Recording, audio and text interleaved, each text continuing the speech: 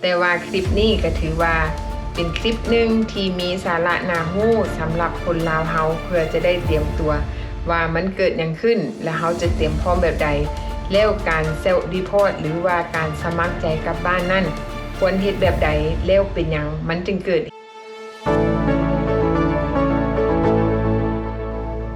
เฮล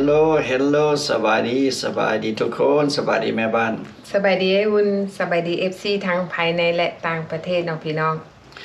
ก่อนอื่นเนาะพี่น้องก็ขอกำลังใจให้สำหรับเรา2คนเนาะก็กดไลค์กดแชร์วิดีโอทุกๆคลิปนะพี่น้องมันสำคัญเพื่อเผยแพร่พี่น้องลาวเฮามันให้รับรู้ทั่วถึงเนาะว่ามันเกิดจังขึ้นกับพี่น้องลาวเฮา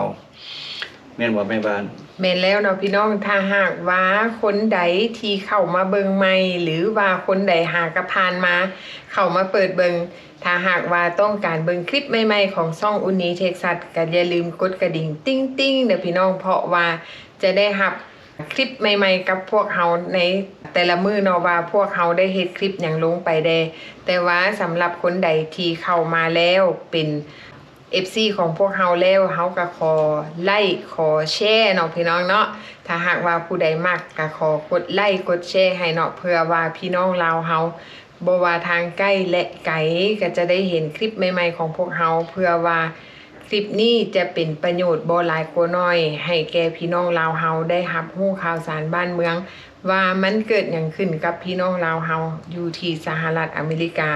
และมื้อนี้เฮาก็มีข่าวใหม่ๆมาเล่าให้ทุกคนได้ฟังข่าวนี้ก็เกิดขึ้น2 มื้อหลังโอเคเนาะพี่น้องข่าวนี้ก็เกิดขึ้น2 มื้อหลังเฮาจะขึ้นลิงก์อยู่ก้องคลิปให้ทุกคนได้เข้าไปเบิ่งว่าเรื่องราวของเพิ่นนั่นมันเกิดหยังขึ้นแต่ว่าเขาเจ้าจะเว้าเป็นภาษาอังกฤษเพราะว่าอันนี้ก็จะเป็นข่าวท้องถิ่นที่เพิ่นออกมาเนาะโดยที่ได้รับการสัมภาษณ์จากคนในครอบครัวของผู้ที่ถูกเจ้าหน้าที่ไอซ์กักตัวไว้นั่นเองเนาะว่าเพิ่นเว้าอย่างใดแต่ว่าคลิปนี้ก็ถือว่าเป็นคลิปหนึ่งที่มีสาระน่ารู้สำหรับคนลาวเฮาเพื่อจะได้เตรียมตัวว่ามันเกิดหยังขึ้นและเฮาจะเตรียมพร้อมแบบใดแล้วการเซลฟ์รีพอร์ตหรือว่าการสมัครใจกลับบ้านนั่น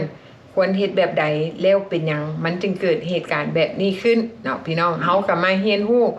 สิ่งใหม่ๆเรื่องใหม่ๆไปนํกันแต่ว่าแม่บ้านก็จะมาเล่าให้ทุกคนฟังว่ามันเกิดหยังขึ้น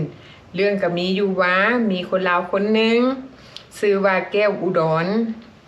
เราอายุ56 ปีเนาะอยู่โคโลราโด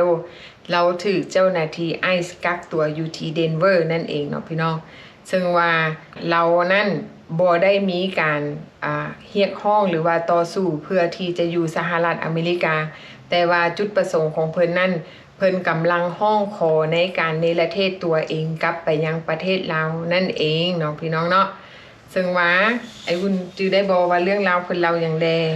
เพิ่นก่อนเพิ่นสิฮอดมื้อไปแต่ละปีเนาะเพิ่นต้องไปเสนอตัวกับเจ้าหน้าที่ไอซ์ก่อนเพิ่นสิไปถึงเรามีความรู้สึกปีนี้เกี่ยวกับรัฐบาลของโดนัลด์ทรัมป์เนาะเราก็มีความรู้สึกแปลกใจว่าแบบรู้สึกต่างๆแม่นล่ะเพราะฉะนั้นเราก็เลยรู้สึกบ่ปลอดภัยแม่นเราก็เลยก่อนเราสิไปเช็คอินเราอาทิตย์นึงล่วงหน้าก่อนเราจะไปเช็คอินเนาะเราก็เลยจ้างทนายความที่ไปหาปรึกษาทนายความว่าเราต้องการเฮ็ดเซลฟ์รีพอร์ตทนายความก็จะกับวิ่งเต้นหนังสือให้เราเนาะส่งอีเมลเข้าไปหาFelicity มองที่เราสิไปเสนอตัวแล้วก็จะเฮ็ดหนังสือให้เราไปพร้อมแม่นเนาะแต่ว่าในระหว่างที่ก่อนที่เราจะไปรายงานตัวนั่นมันเกิดหยังขึ้นกับเราที่ผ่านมาเฮาจะมาเล่าให้ฟังว่าแก้วอุดรนี่มีคำสั่งถูกเนรเทศออกจากสหรัฐอเมริกาซึ่งว่าจะถูกส่งกลับเมืองยังประเทศต้นทางในปี 2010แต่ว่าเราบ่ได้ถูกเนรเทศเนื่องจากว่าณตอนนั้นก็คือทุกคนเข้าใจว่าณตอนนั้นทางกฎหมายทางการทูตระหว่าง Immigration ของสหรัฐอเมริกาต่อกับรัฐบาลลาวนั่นบ่ทันได้มีข้อตกลงทางการทูตที่จะรับเอาบุคคลที่ถูกเนรเทศเนาะเพราะฉะนั้นเราก็เลยได้ถูกปล่อยตัวออกมาแบบชั่วคราว ซึ่งว่าณตอนนั้นมื้อที่เราถือคำสั่งออกในประเทศนั้นเราจะต้องถือในประเทศภายใน6เดือนหลังจากที่ได้รับคำสั่งแต่ว่าคำสั่งนั้นก็ถูกยกเลิกเพราะว่ามันบ่ได้มีข้อตกลงแล้วก็ออกมาอยู่เป็นอิสระเนาะโดยที่มาใช้ชีวิตตามปกติแต่ว่าคนก็อาจจะถามว่าเป็นหยังเราคือถูกในประเทศในข้อหาในคดีหยังที่ผ่านมาเนาะในช่วงปี2003หาปี2007แล้วถูกเจ้าหน้าที่จับเนื่องจากว่ามีข้อหาหนึ่งข้อหาก็คือมีการครอบครองยาเสพติดมีการครอบครองอาวุธปืนแล้วก็มีข้อหาเรื่องคุกคามเรื่องความรุนแรงเนาะพี่น้อง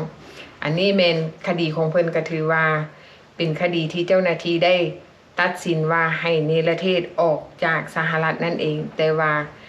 ก็คือเฮาฮู้นั่นแหละเนื่องจากว่าระเบียบกฎหมายตอนนั้นมันก็บ่ทันได้มีเทื่อก็เลย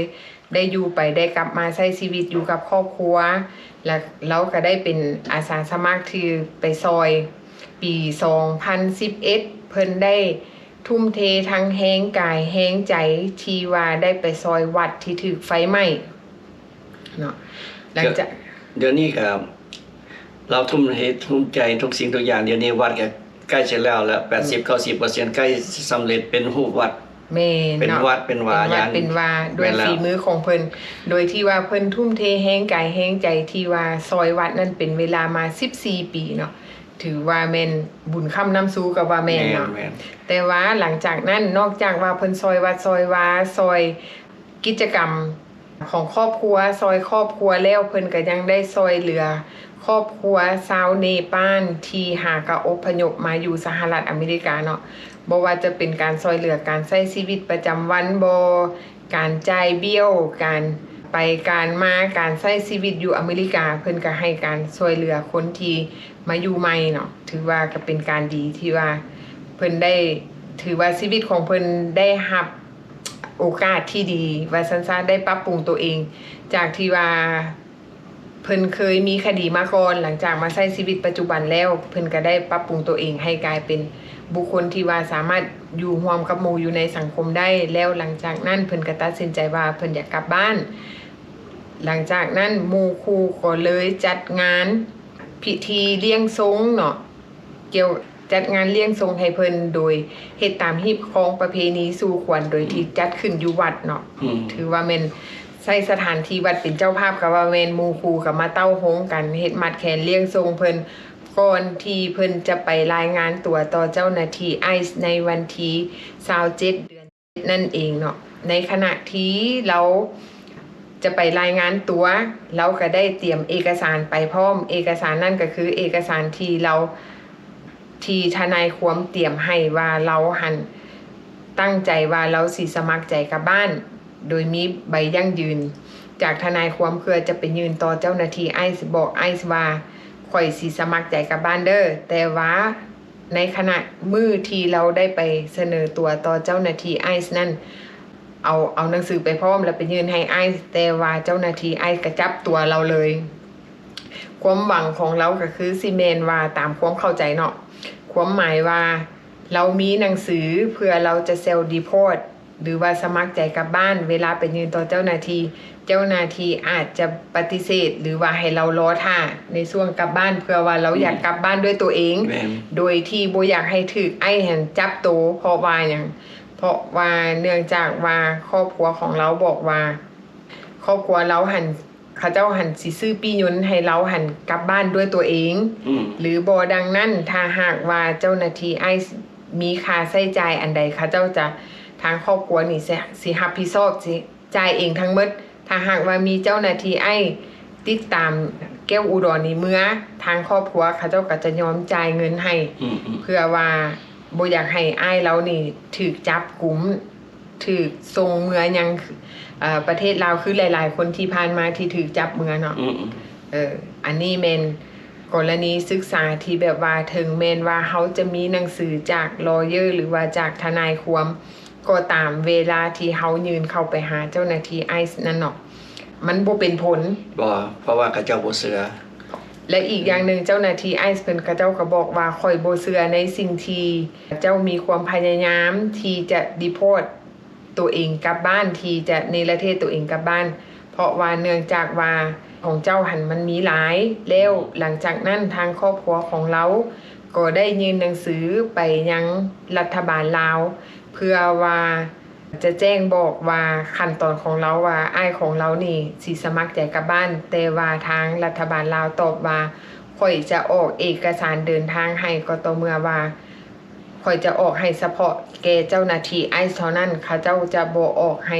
กลับคืนมาให้ลอเยอร์เนาะแม่นเพราะว่าตอนนี้อ้ายเราอยู่ที่ควบคุมกักขังอยู่นำเจ้าหน้าที่ไอซ์เพราะฉะนั้นระหว่างเจ้าหน้าที่ไอซ์กับรัฐบาลลาวก็เจ้าสิติดต่อหากันเองก็จะบ่สามารถติดต่อมาคนทางนอกเพราะฉะนั้นเราก็ต้องได้ไปตามขั้นตอนไอซ์ว่าก็จะเจ้าหน้าที่ไอซ์จะส่งไปใส่แต่ละบอนเนาะแม่นเราก็ได้รอท่าว่าสิถึงคิวเฮามื้อใดจะได้ไปลาวแม่นเพราะว่าตามความเข้าใจที่เฮาฟังข่าวที่เพิ่นเล่ามาเนาะหมายความว่าถึงแม้นว่าเฮาจะสมัครใจกลับบ้านแต่ว่ามันต้องไปตามขั้นตอนถ้าหากว่ารัฐบาลลาวเฮายอมรับเอาบุคคลดังกล่าวกลับบ้านอันนั้นเฮาจึงสามารถกลับได้แต่ว่าในเมื่อที่เฮาถูกจับแล้วถูกจับอยู่ในศูนย์กักตัวอยู่ในมือของเจ้าหน้าที่ไอซ์แล้วทางการลาวบ่สามารถส่งหนังสือเดินทางมาให้ทางครอบครัวบ่สามารถส่งมาโดยตรงหาครอบครัวได้มันต้องผ่านหาเจ้าหน้าที่ไอซ์นั่นเองบ่ว่าสิมีหยังเกิดขึ้นเนาะเจ้าหน้าที่ไอซ์กับรัฐบาลลาวเขาจะมีการพัวพันว่ารับหรือบ่รับแม่นต้องรอท่าคำสั่งจากรัฐบาลลาวถึงแม้นว่าเฮาสิบอกว่าโอ้ข่อยอยากเซลรีพอร์ตข่อยเฮ็ดหนังสือไปแล้วละได้รับหนังสือจากทางรัฐบาลแล้วเฮาสิเมื่อเองกรณีนี้แม่นบ่ได้เพราะว่าหยังเพราะว่าเฮาถูกเจ้าหน้าที่ไอจับตัวแล้วมันจะแตกต่างจากคนที่เซลรีพอร์ตโดยที่เขียนฟอร์มด้วยตัวเองแล้วยืนไปหาทางรัฐบาลลาวเนาะอันนี้แม่นเฮารอท่าฟังคำตอบโดยที่แม่นตัวเฮาเองนี่ติดต่อกับทางรัฐบาลลาวแม่นเขาจะส่งมาให้เฮาเองเพราะว่าเฮายังบ่ทันได้ถูกจับแต่ว่ากรณีของแก้วอุดรนี่แม่นเราถูกเจ้าหน้าที่ไอซ์จับตัวแล้วเพราะฉะนั้นมันต้องได้ผ่านขั้นตอนจากทางรัฐบาลลาวกับเจ้าหน้าที่ไอซ์เขาเจ้าพัวพันกันเองเนาะอันนี้แม่นเฮาก็ได้เห็นข้อแตกต่างระหว่างเซลรีพอร์ตว่ามันมีแบบใดแดเนาะอันนี้ก็ถือว่าเป็นข้อแตกต่างหลายๆคนที่คอมเมนต์เข้ามาบอกว่าเป็นอย่างคือบ่เซลรีพอร์ตเมื่อเองโลดนี่แหละกรณีนี่แหละคือกรณีตัวอย่างว่าอยากเซลรีพอร์ตคือเรานี่อยากเซลรีพอร์ตคือกัน Well เซลรีพอร์ตแบบ FC มาถามเฮาเนาะ1เฮามีคดีอยู่แล้วทุกสิ่งทุกอย่างก็จะยึดบัตรเขียวหรือว่าเฮาบ่มีใบบ่มีเอกสารเดินทางแม่นบ่มีเอกสารนั้นแล้วก็บ่มีพาสปอร์ตเฮาบ่สามารถเฮ็ดพาสปอร์ตอีกเพราะฉะนั้นบ่มีพาสปอร์ตบ่มีบัตรเขียวเฮาสิไปเฮ็ดเอกสารเดินทางบ่ได้เพราะว่าเฮามีโทษอยู่อเมริกาทุกสิ่งทุกอย่างเฮาต้องได้ผ่านเจ้าหน้าที่ไอซ์ก่อนแม่นแล้วเพราะว่าสำคัญเพราะว่าหลายคนบอกว่าถ้าหากว่ามีรายชื่อกลับบ้านเมื่อเองโลดแม่นหลายๆคนอยากเมื่อเองแต่ว่าเมื่อด้วยวิธีใดเพราะว่าหยังเพราะว่ามันบ่มีวิธีใดที่จะสามารถเมื่อเองเพราะว่าหยัง1เฮาบ่มีเอกสารเดินทางเฮาบ่มีบัตรเขียวเฮาบ่มีพาสปอร์ตไผสิอนุญาตให้เฮาเดินทางซื้อปี้ยนต์เองก็ยังบ่ได้เพราะว่าบ่มีพาสปอร์ตเนาะไปแจ้งปี้เขาก็บ่ให้เฮาขึ้นยนต์เฮาถึงเฮาสิมีปี้ยนต์ซื้อออนไลน์มีปี้ยนต์แต่ว่าไปฮอดสนามบินเจ้าบ่มีพาสปอร์ตเขาก็บ่ให้เจ้าขึ้นยนต์หรือว่า travel document แม่นแล้วเพราะถึงเจ้าสิมีบัดนี้ travel document เจ้าสิเอาบัตรเขียวอยู่ใส่ไปแจ้งต่อเจ้าหน้าที่เพื่อเขียนฟอร์มไปขอ travel document แม่ก็จะต้อง ask for all information แม่นแล้วเฮาบ่มีให้กระเจ้าก็บ่สามารถสิเอาเฮ็ดtravel document ให้ได้เพราะฉะนั้นเฮาก็เลยเป็นคน illegal แม่นแล้วนี่แหละคือเหตุผลว่าหลายๆคนถามมาว่าเป็นหยังคือบ่เซลรีพอร์ตซื้อปี้ยนต์เมื่อเองโลดอันนี้แม่นถ้าหากว่ามันซื้อได้บุคคลเหล่านั้นเขาเจ้าซื้อเมื่อแล้วเนาะอันนี้เฮาก็มาอธิบายให้เข้าใจไปนํกันว่ามันเฮ็ดบ่ได้เนื่องจากว่าเฮาบ่มีเอกสารในการเดินทาง ขอจากเจ้าหน้าที่ทางสหรัฐก็บ่ได้ถึงสิขอไปยังทางการลาวเพิ่นก็บ่ออกให้เพราะว่าหยังเพราะว่าเจ้าขอไปมันก็ต้องมีขั้นตอนขอเนาะว่าขั้นตอนในการขอฟอร์มต้องว่าเป็นตับพุ่นน่ะบักนาเนาะว่ามีหยังแดต้องขอหยังแดคือการเขียนฟอร์มขอไปยังทางการลาวนี่เพิ่นก็มีฟอร์มให้เขียนถ้าหากว่าใครอยากรู้ว่าฟอร์มเซลล์ดีพอร์ตเฮ็ดแนวใดก็กลับไปเบิ่งคลิปย้อนหลังของพวกเฮาซึ่งว่าพวกเฮาได้อธิบายแบบละเอียดว่าการเซลล์ดีพอร์ตหรือว่าการสมัครใจกลับบ้านต้องเขียนฟอร์มแบบใดแล้วยืนแบบใดเฮ็ดจังใดเนาะละเอียดเนาะพี่น้องอันนั้นก็กลับเข้าไปเบิ่งก่อนที่จะถือเจ้าหน้าที่ไอ้เพิ่นจับตัวนั่นเองเนาะพี่น้องถ้าหากว่าบางคนบอกว่าโอ้คันเจ้าเขียนฟอร์มแล้วมีหนังสือแล้วว่าเจ้ายืนเอกสารเข้าไปหาสถานทูตในช่วงที่รอท่าการเนรเทศอันนี้ถ้าหากว่าเจ้าเขียนไปแล้วเจ้าหน้าที่เจ้ามาจับในช่วงระยะรอท่าอันนี้ถ้าไอซ์เขามาเอาเฮาไปก็คือเอาไปเนาะเฮา